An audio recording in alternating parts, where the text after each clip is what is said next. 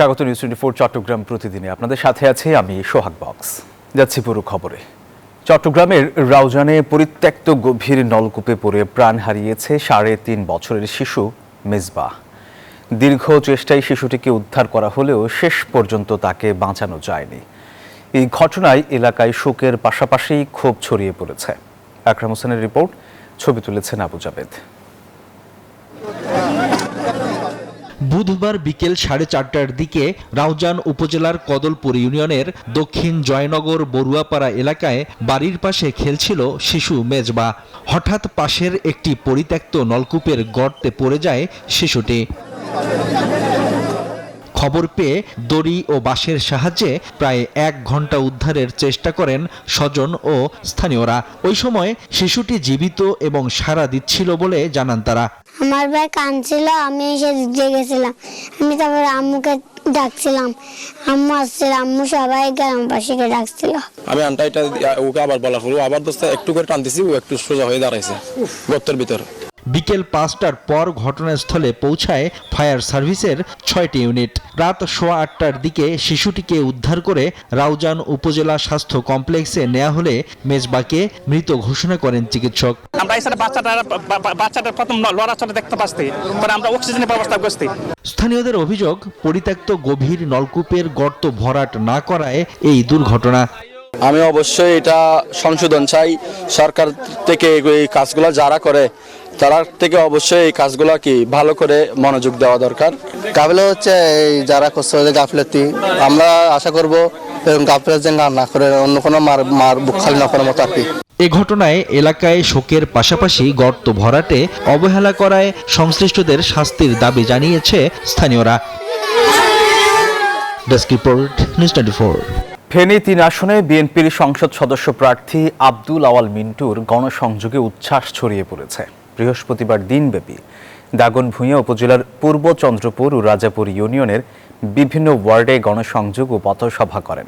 এ সময় তিনি গণতন্ত্র পুনরুদ্ধার, আইনের শাসন প্রতিষ্ঠা ও এলাকার উন্নয়নে ধানের শীষে ভোট দেওয়ার আহ্বান জানান। গণতান্ত্রিক উত্তরণের প্রক্রিয়াকে যারা বাধাগ্রস্ত করবে, জনগণ তাদের প্রত্যাখ্যান করবে, এমন হুঁশিয়ারি দিয়েছেন বিএনপির স্থায়ী কমিটির সদস্য সালাউদ্দিন আহমেদ। চকরিয়ায় এক নির্বাচনী পথসভায় তিনি জামায়াতে ইসলামীকে লক্ষ্য করে এসব কথা বলেন।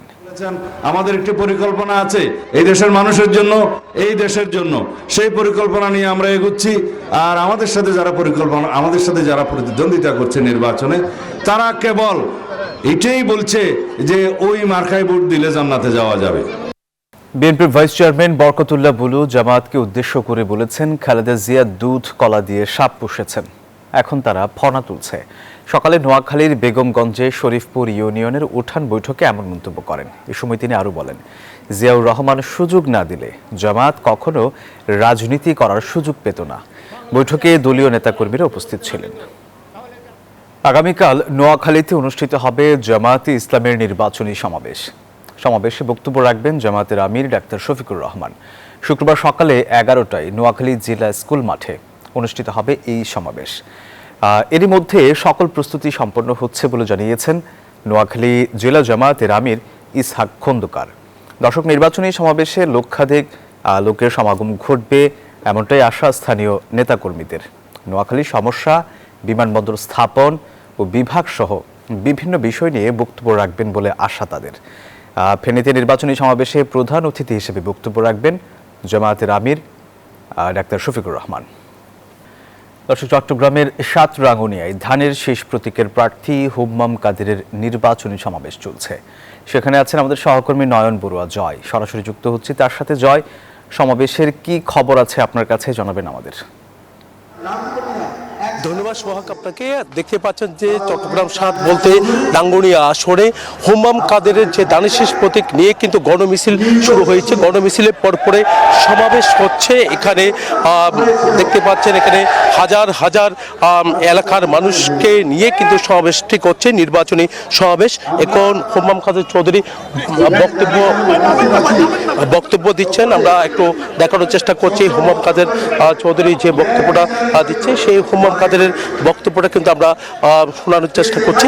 তো এখানে হুম্মাম কাদের চৌধুরীর যে বক্তব্য, সেই বক্তব্যটা কিন্তু আমরা দেখতে পাচ্ছি। আমরা একটু দেখানোর চেষ্টা করছি হুমাম কাদেরের যে আয়োজনটি, সেই আয়োজনটি আমরা এতক্ষণ ধরে দেখানোর চেষ্টা করছি। এখানে যারা এসেছেন তাদের সাথে কথা বলেছি, তারা যেমনটা জানিয়েছেন যে দানিশেষ প্রতীককে এখানে জয়ী করতে কিন্তু আসলে এলাকার মানুষের যে এখানে ডাঙ্গুনিয়া মানুষের যে চাওয়া, সেই চাওয়াটা কিন্তু পূরণ করতে কিন্তু এখানে সেই বিষয়গুলো নিয়ে কিন্তু আসলে এখানে হুমাম কাদের চৌধুরী বক্তব্য দিচ্ছেন। তো এতক্ষণ ধরে আমরা একটু দেখানোর চেষ্টা করছি হুমাম কাদেরের যে সমাবেশ, সেই সমাবেশে কিন্তু দেখা যাচ্ছে বিভিন্ন জায়গা থেকে মানুষরা এখানে জড়ো হয়েছেন। এই ছিল আমার এখানকার সর্বশেষ। ফিরে যাচ্ছি স্টুডিওতে সোহাগের কাছে। জয়, আপনাকে ধন্যবাদ। দর্শক, আর এই ছিল সংবাদের। ধন্যবাদ সবাইকে।